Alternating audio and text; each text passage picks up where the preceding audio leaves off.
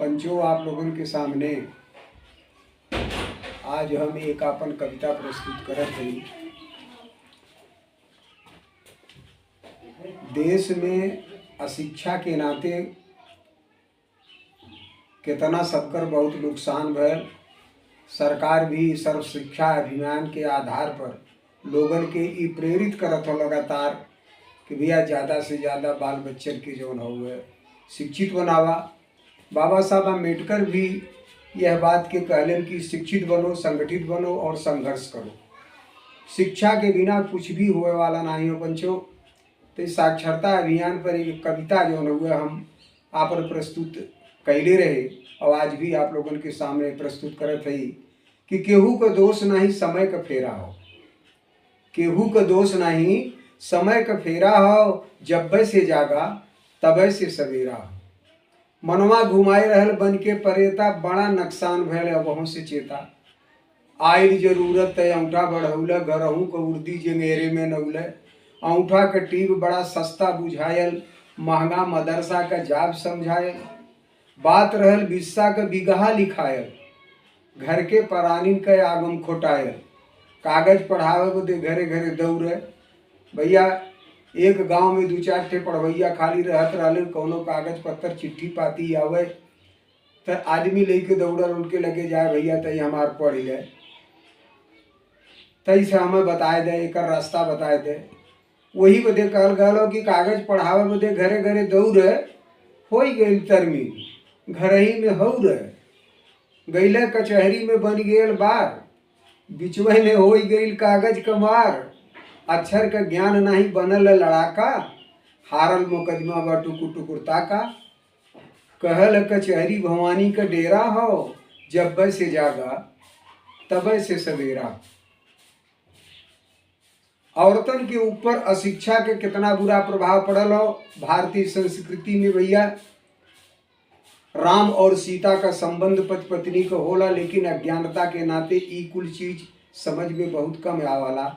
जब निपड़ा है औरत है तो उनके बेचारी के का जानकारी हो कि का जो न सिद्धांत हो, का हमें कैसे करे के चाहिए, कैसे व्यवहार करे के चाहिए।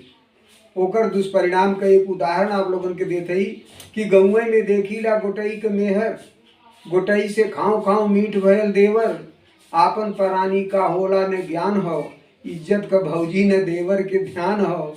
घरही में बैठल सुनावाला गीता, भौजी हमार तू रामायण का सीता। लक्ष्मण तोहार हम धर्म युद्ध जीता, ऐसे तू रोज अपने राम जी के पीटा। भौजी तोहार हमरे दिल में बसेरा हो, जब्बे से जागा तबे से सवेरा।